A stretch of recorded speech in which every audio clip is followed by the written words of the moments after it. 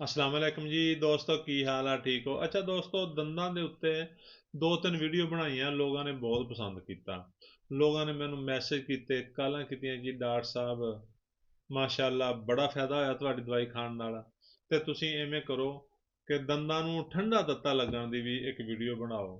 ਬਸ ਕਾ ਤੇ ਐਵੇਂ ਹੁੰਦਾ ਹੈ, ਠੰਡਾ ਪਾਣੀ ਠੰਡਾ ਮਸ਼ਰੂਬ ਵਗੈਰਾ ਪੀਤਾ ਤੇ ਦੰਦਾਂ 'ਚ ਦਰਦ ਹੋਣ ਲੱਗ ਪੈਂਦਾ ਹੈ।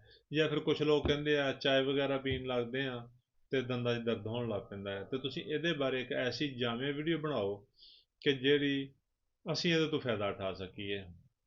ਤੇ ਦੋਸਤੋ, ਅੱਜ ਦੀ ਵੀਡੀਓ ਜਿਹੜੀ ਆ ਇਹ ਬਹੁਤ ਖਾਸ ਵੀਡੀਓ ਆ।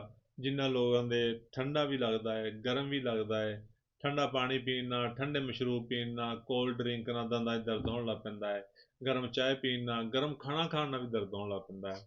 ਤੇ ਦੋਸਤੋ, ਪਹਿਲੀ ਦਵਾਈ ਹੈ ਸਟੈਫੀ ਸਗੇਰੀਆ।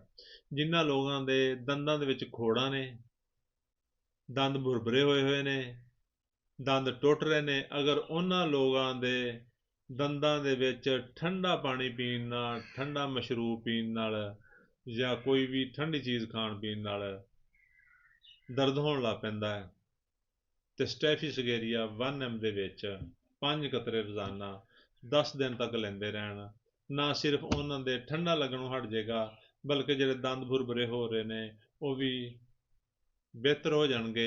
ਮਜ਼ੀਦ ਭੁਰਭੁਰੇ ਨਹੀਂ ਹੋਣਗੇ, ਮਜ਼ੀਦ ਨਹੀਂ ਟੁੱਟਣਗੇ। ਤੇ ਦੋਸਤੋ, ਕਈ ਲੋਕਾਂ ਦੇ ਇਵੇਂ ਹੁੰਦਾ ਹੈ ਕਿ ਦਰਦ ਹੋ ਰਿਹਾ ਹੁੰਦਾ ਹੈ, ਜਿਵੇਂ ਉਹ ਠੰਡੇ ਪਾਣੀ ਦਾ ਘੁੱਟ ਭਰਦੇ ਆ ਦੰਦ ਨੂੰ ਲੱਗਦਾ ਹੈ ਤੇ ਦਰਦ ਠੀਕ ਹੋ ਜਾਂਦਾ ਹੈ। ਹੋਮਿਓਪੈਥਿਕ ਦਵਾ ਕਾਫੀ ਆ 200 ਦੇ ਵਿੱਚ। ਅਗਰ 5 ਕਤਰੇ ਸਵੇਰ, 5 ਕਤਰੇ ਸ਼ਾਮ, 3-4 ਖੁਰਾਕਾਂ ਲੈ ਲਈਆਂ ਜਾਣ ਤੇ ਉਹਨਾਂ ਦੇ ਦੰਦ ਵੀ ਠੀਕ ਹੋ ਜਾਣਗੇ।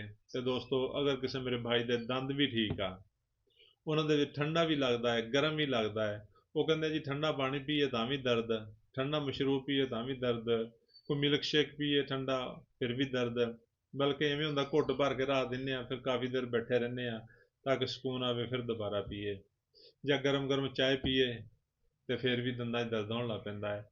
ਤੇ ਦੋਸਤੋ, ਅਗਰ ਕਿਸੇ ਬਾਈ ਦੇ ਐਸਾ ਮਸਲਾ ਹੈ ਕਿ ਉਹਨੂੰ ਠੰਡਾ ਵੀ ਲੱਗਦਾ ਹੈ, ਗਰਮ ਵੀ ਲੱਗਦਾ ਹੈ, ਹੋਮਿਓਪੈਥਿਕ ਦਵਾ ਸਾਇਲੇਸ਼ੀਆ 1 ml ਤਾਕਤ ਦੇ ਵਿੱਚ 5 ਕਤਰੇ ਰੋਜ਼ਾਨਾ ਜਸਟ 10 ਦਿਨ, ਤੁਸੀਂ ਦੇਖੋਗੇ ਨਾ ਸਿਰਫ ਠੰਡਾ ਤੱਤਾ ਲੱਗਣਾ ਹਟ ਗਿਆ, ਬਲਕਿ ਦੰਦਾਂ ਦੇ ਵਿੱਚ ਜਿੰਨਾ ਤੁਹਾਡੇ ਰੇਸ਼ਾ ਸੀ ਉਹ ਵੀ ਠੀਕ ਹੋ ਗਿਆ ਹੈ ਔਰ ਤੁਹਾਡੇ ਦੰਦ ਸਿਹਤਮੰਦ ਹੋ ਗਏ ਨੇ।